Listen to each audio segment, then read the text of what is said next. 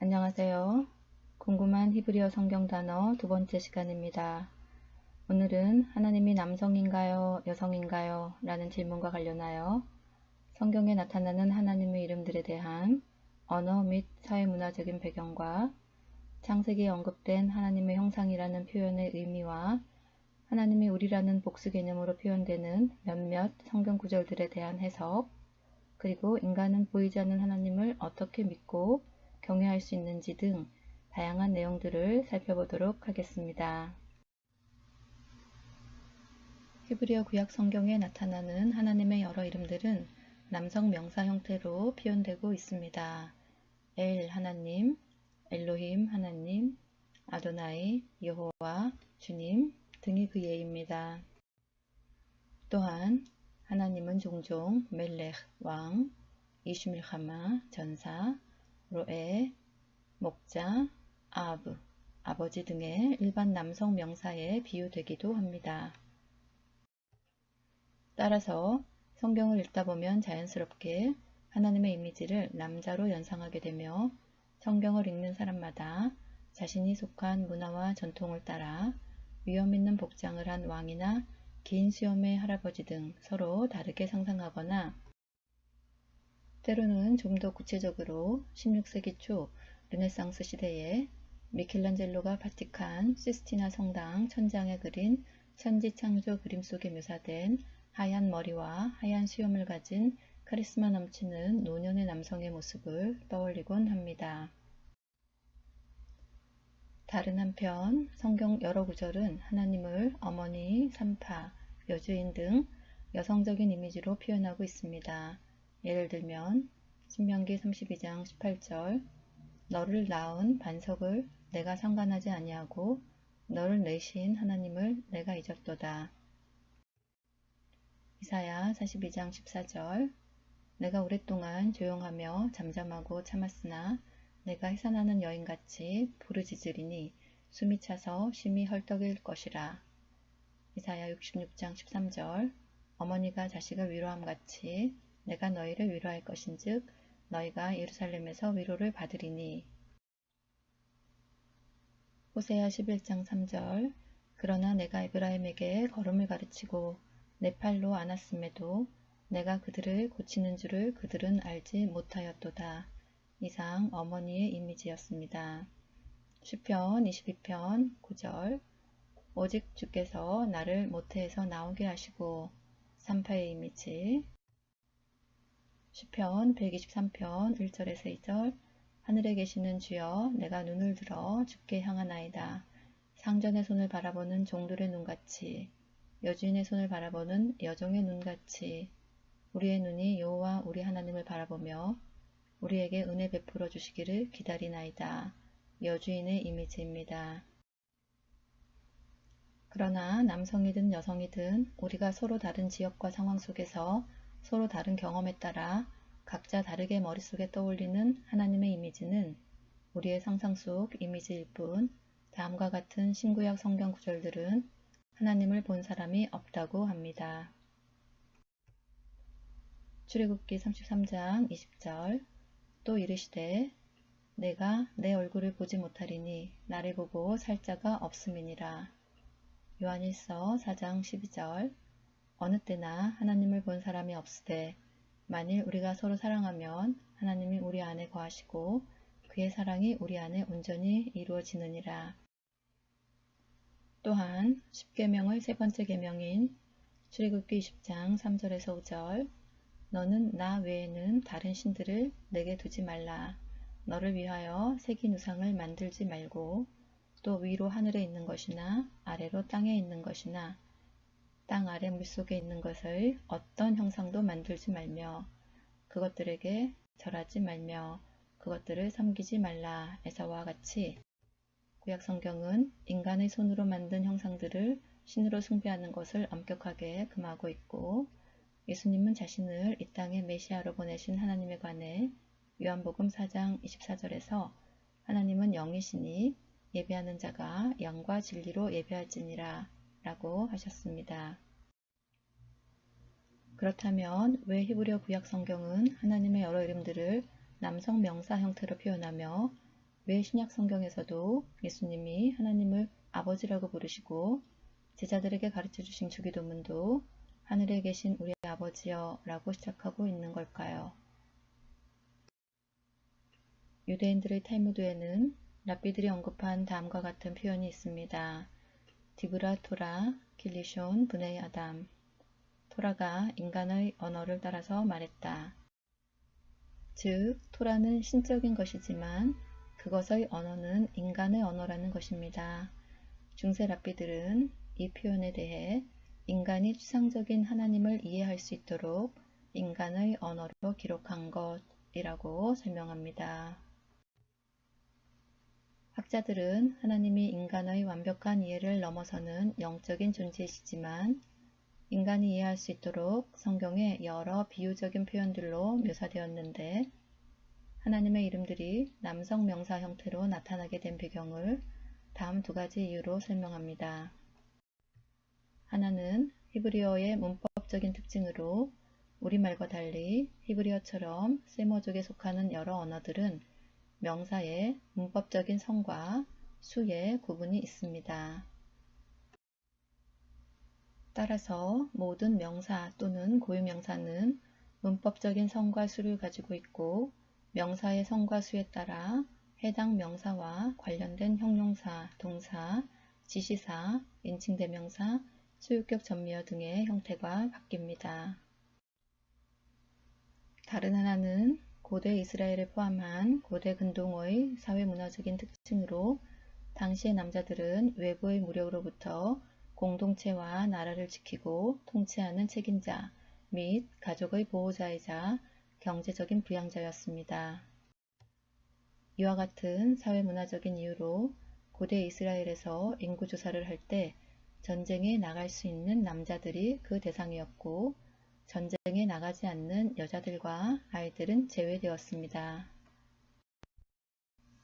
즉, 여자들과 아이들이 인구조사에서 제외된 고대 이스라엘의 풍습의 원래 취지는 그들을 존중하지 않았기 때문이 아니라 오히려 가족과 공동체를 지키는 책임을 맡은 남자들이 그들을 보호하는 사회였다는 의미가 내포되어 있습니다.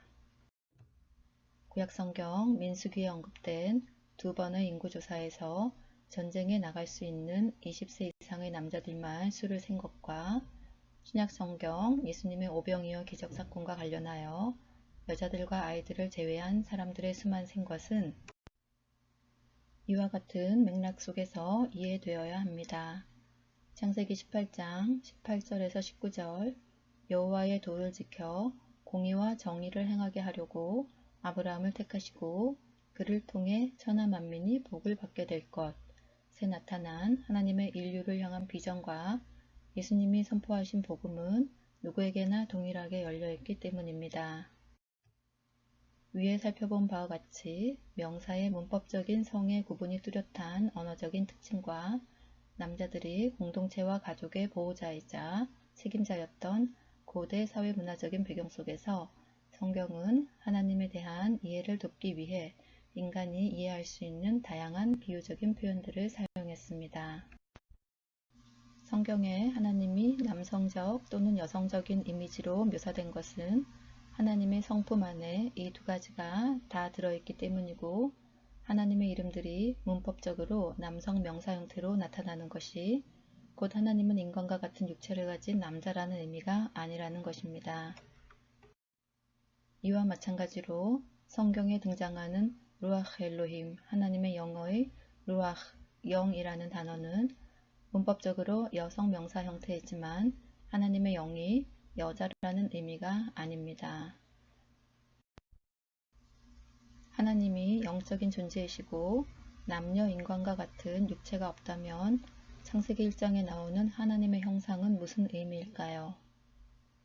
창세기 1장 27절에서 28절 하나님이 자기 형상 곧 하나님의 형상대로 사람을 창조하시되 남자와 여자를 창조하시고 하나님이 그들에게 복을 주시며 하나님이 그들에게 이르시되 생육하고 번성하여 땅에 충만하라 땅을 정복하라 바다의 물고기와 하늘의 새와 땅에 움직이는 모든 생물을 다스리라 하시니라.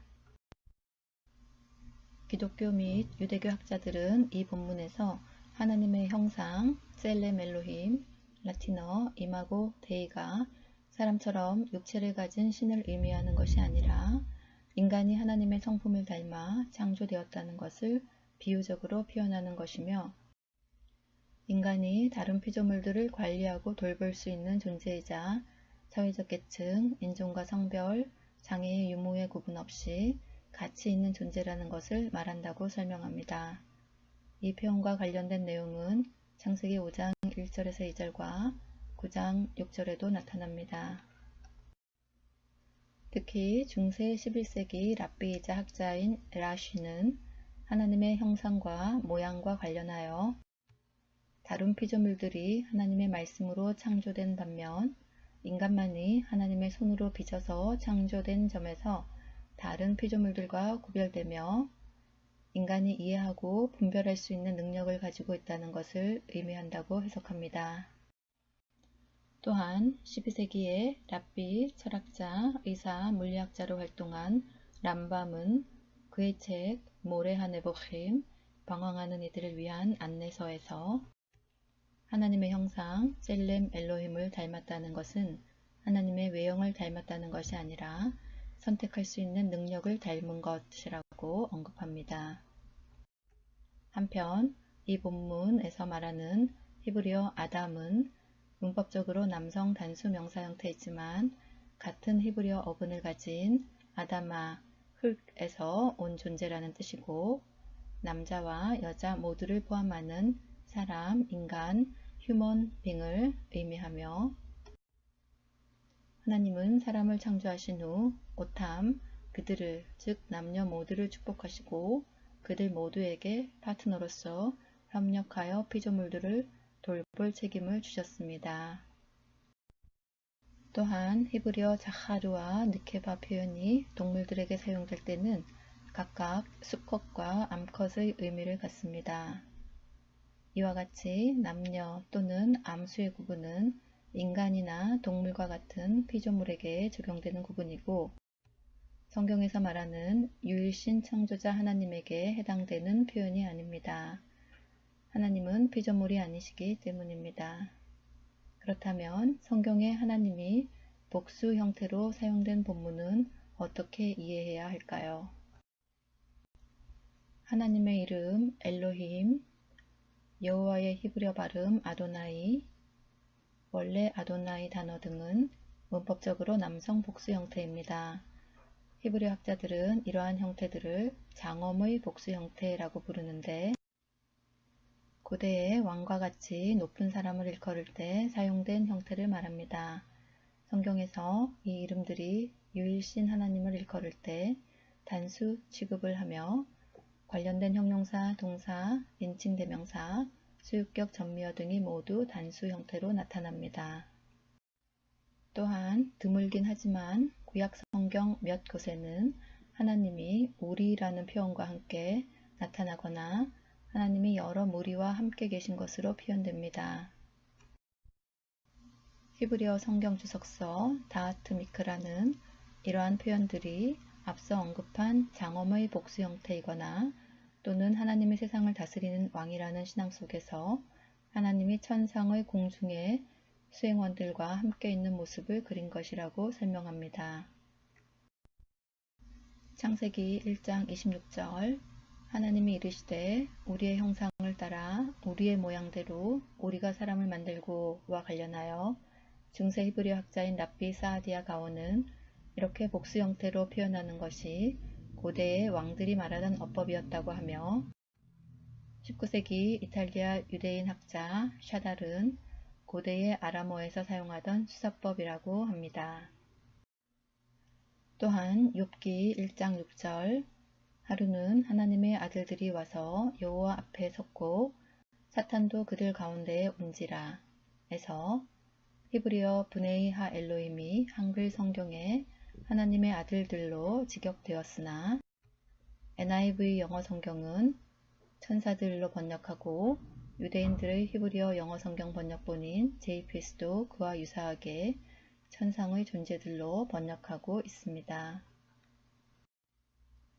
지금까지 하나님은 남성인가요, 여성인가요? 라는 질문에 대한 답을 풀어나가기 위해 구약 히브리어 성경에 나타나는 하나님의 이름들과 하나님에 대한 여러 이미지들의 언어 및 사회문화적 배경과 창세기에 언급된 하나님의 형상, 셀렘 엘로힘이라는 표현의 의미와 하나님이 우리라는 복수 개념으로 등장하는 본문들에 대한 중세 랍비들의 해석 등을 살펴보았습니다.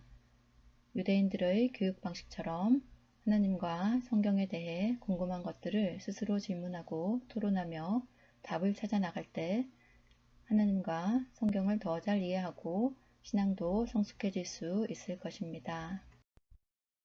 눈에 보이지 않는 하나님을 믿을 수 있다는 사실이 어떤 이들에게는 매우 기이한 일일 수 있겠으나 지구상에 사는 수많은 사람들이 영적인 하나님의 존재를 삶 속에서 경험하고 경외하고 믿는 것은 다음과 같은 성경 본문에 언급된 것처럼 인간 또한 육신뿐만 아니라 영혼을 가진 피조물이기 때문일 것입니다.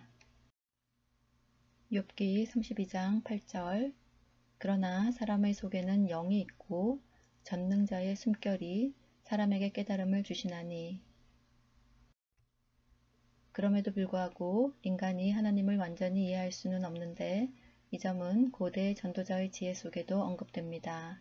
전도서 3장 11절 하나님이 모든 것을 지으시되 때를 따라 아름답게 하셨고 또 사람들에게는 영원을 사모하는 마음을 주셨느니라. 그러나 하나님이 하시는 일의 시종을 사람으로 측량할 수 없게 하셨도다. 히브리어 성경 단어 이해에 도움이 되셨기를 바랍니다. 도달아봐 감사합니다.